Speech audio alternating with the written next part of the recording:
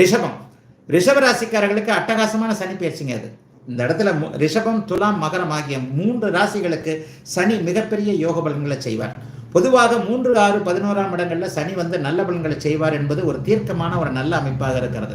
சில மூல நூல்களில் 10ஆம் இடத்தை சொன்னாலும் கூட நல்ல பலன்களை செய்யக்கூடிய அமைப்பு 3, 6, 11 தாங்க. இப்ப 11ஆம் இடத்திற்கு அப்படியே ரிஷபராசிக்காரர்களுக்கு வருகிறார்.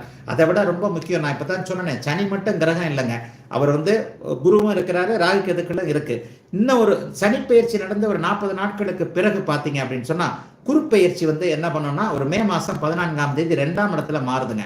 ரிஷபராசிக்காரர்களுக்கு மிகப்பெரிய அட்டகாசமான நல்ல மாற்றங்கள், நல்ல அமைப்புகள் இருக்கக்கூடிய ஒரு சுபமான நல்ல நிலை கண்டிப்பாக இந்த ராசிக்காரங்களுக்கு உண்டுங்க. எல்லா இடத்துலையும் மிகப்பெரிய யோக பலன்கள் சர்வ நிச்சயமாக இருக்கும். ஆகவே ரிஷபராசிக்காரர்களுக்கு ஒரு 2 வருஷம் என்னங்க நடக்கும்? லாபம் கிடைக்கும், வெற்றி கிடைக்கும், நினைச்சதை செய்ய முடியும். அவரவருடைய வயதிற்கேற்றார் போல இந்த பலன்கள் இருக்கும். எல்லா வயதுக்காரர்களுக்கும் என்னென்ன பாக்கியங்கள் கிடைக்கலையோ, திருமணம் ஆகாதவர்களுக்கு 2ஆம் இடத்துல குரு வர்றதுனாலையும் 11ஆம் இடத்துல சனி இருக்கிறதுனாலையும் இந்த வருஷம் ஆகஸ்ட் மாதத்திற்கு பிறகு, அக்டோபர் செப்டம்பர் மாதத்திற்கு பிறகே புருஷன் யாரு பொண்டாட்டி யாருன்ற உறுதிகள் தெரிந்து இந்த வருட இறுதி அடுத்த வருட ஆரம்பத்திலேயே திருமணம் நடக்கக்கூடிய அமைப்புகள் நிச்சயமாக இவர்களுக்கு உண்டுங்க. ரிஷபராசிக்காரர்களுக்கு உண்டு. கல்வி முழுமை பெறாதவர்கள் அந்த படிப்பு படிக்கணும், இந்த படிப்பு படிக்கணும், எல்லா படிப்பும் நல்ல விதமாக படிக்கக்கூடிய தன்மைகள் உண்டு.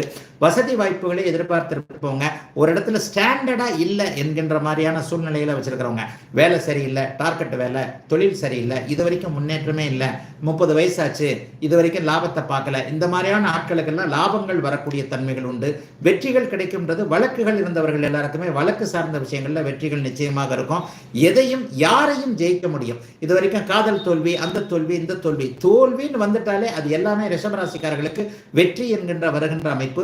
வியாபாரம் நன்றாக இருக்கக்கூடிய அமைப்பு, விவசாயம் நன்றாக இருக்கக்கூடிய அமைப்பு, பெண்களுக்கு கணவர் குழந்தைகள் போன்றவர்களால் இதுவரைக்கும் இருந்து வந்த மன கஷ்டம், மன அழுத்தம் போன்றவைகள் தீரக்கூடிய அமைப்புன்னு அட்டகாசமா நல்லா இருக்க போதுங்க ரிஷபராசிக்காரர்களுக்கு.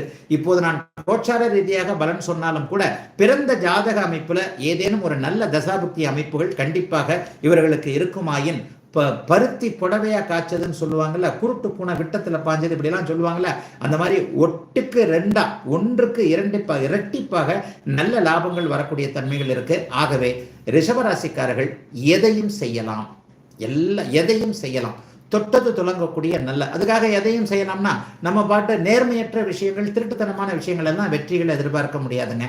கோச்சார ரீதியாக 3ஆம் இடத்தில் 11ஆம் இடத்தில் சனி வருவது என்பது எதையும் சாதிக்கக்கூடிய ஒரு அமைப்பு என்பதால் ரிஷபராசிக்காரர்கள் வயதிற்கு ஏற்ற வகையில அவங்களுக்கு என்னென்ன தேவையோ, வேலை, தொழில், வியாபாரம், விவசாயம் போன்ற அமைப்புகள், திருமணம், புத்திர பாக்கியம், குழந்தைகளின் மேலில் இதுவரைக்கும் இருந்து வந்த கவலைகள், தங்களுடைய கடன் தொல்லைகள், தங்களுடைய ஆரோக்கிய குறைவுகள், இது போன்ற என்னெல்லாம் உங்களை டிஸ்டர்ப் பண்ணிக்கிட்டு இருந்ததோ அது எல்லாமே இப்போது ரிஷபராசிக்காரர்களுக்கு வயதிற்கு ஏற்றாற் போல மிகப்பெரிய அளவில் நல்ல மாற்றங்களை கொடுக்கக்கூடிய அட்டகாசமான சனி பயிற்சி இந்த 2025 மார்ச் மாதம் 29ஆம் தேதி வரப்போதுங்க.